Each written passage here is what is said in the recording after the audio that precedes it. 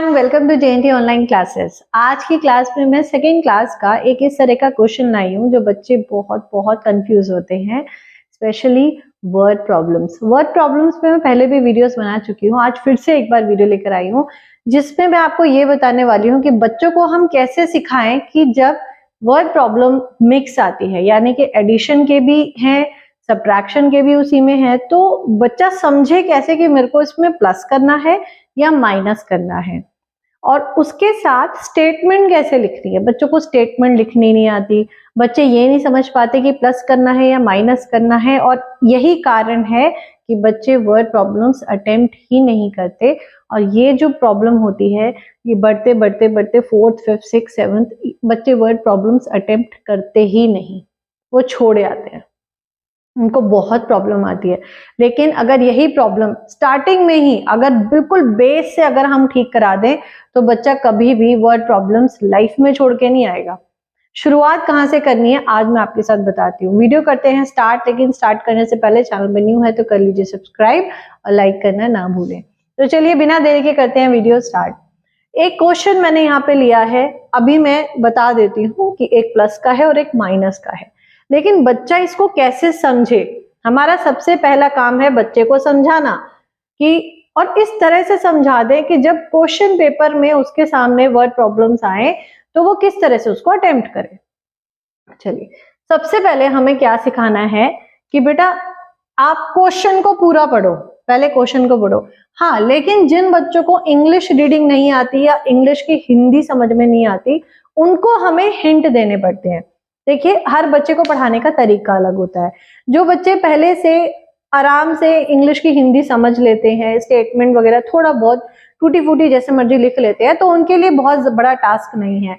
लेकिन जिन बच्चों को बिल्कुल इंग्लिश की हिंदी ही नहीं समझ में आती, इवन दो उन्हें इंग्लिश रीडिंग करना भी नहीं आता, तो उनके लिए समझाने का क्राइटेरिया थोड़ा सा अलग है। आज मैं उस टॉपिक पे भी बात करूंगी। देखिए सबसे पहले हमें बच्चों को बताना है, देखिए बेटा अगर आपके सामने क्वेश्चन है, सबसे पहले क्वेश्चन रीड करिए। सेकेंड क्लास में अगर बच्चा है तो उसको रीडिंग अच्छे से आनी चाहिए। ऋषि हैज 32 पेंसिल्स। ऋषि के पास क्या है? पेंसिल्स हैं। कितनी है?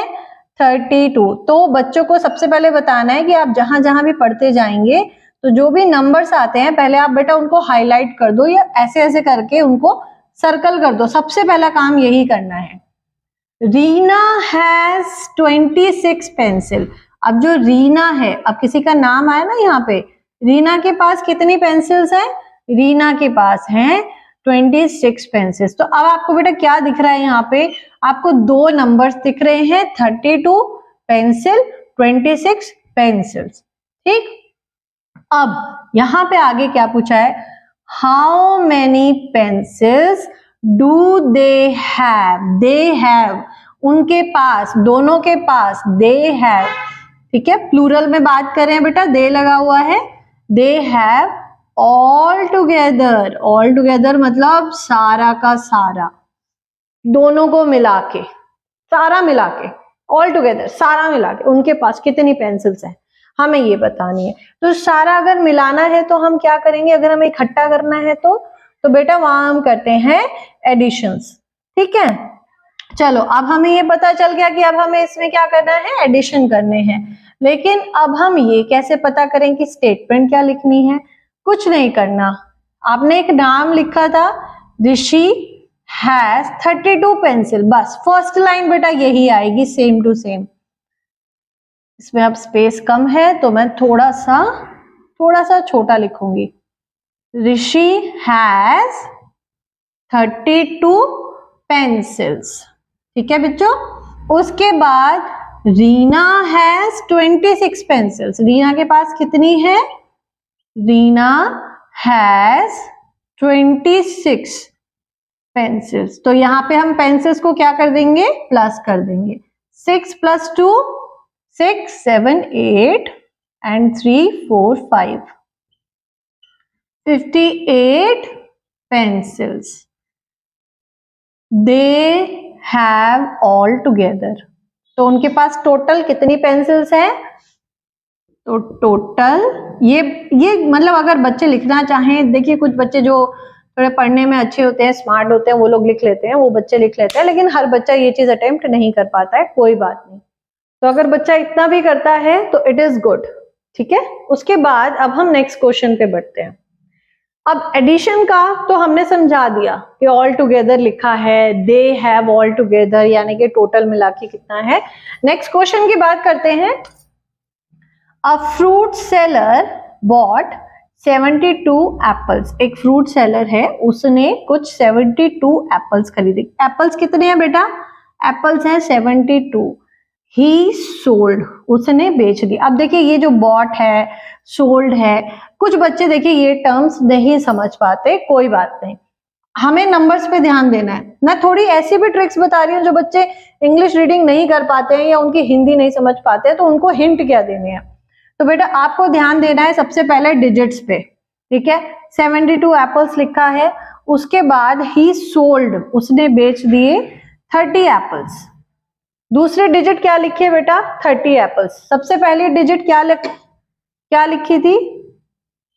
72 एप्पल्स, और दूसरी डिजिट लिखी है 32 एप्पल्स, ठीक है। ये दो डिजिट हमें मिली है इसमें से। How many apples left with him. तो बेटा ऐसा है, थोड़ा सा हिंट दे रही हूं, ध्यान से देख लो।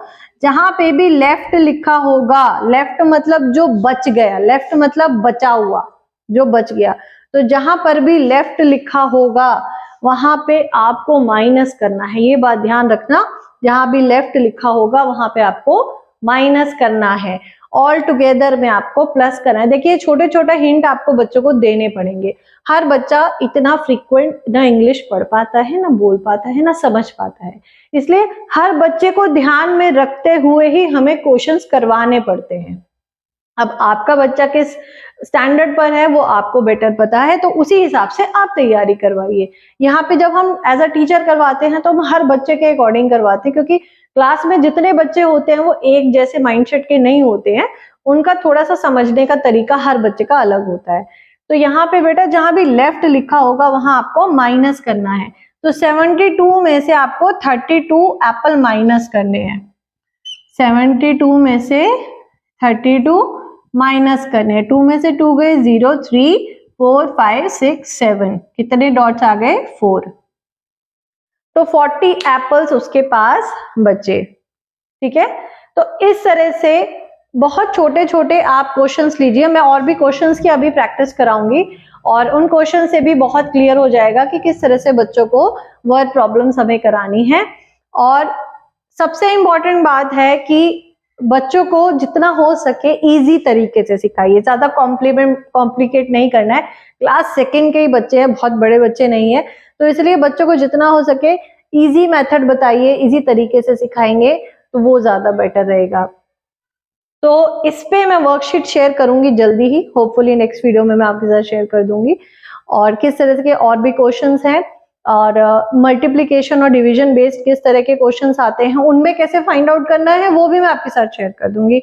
तो ये थी आज की video. Hope you like this. पसंद आए तो लाइक शेयर एंड सब्सक्राइब जरूर करिएगा। मिलूंगी मैं आपसे नेक्स्ट वीडियो में, तब तक के लिए गुड बाय।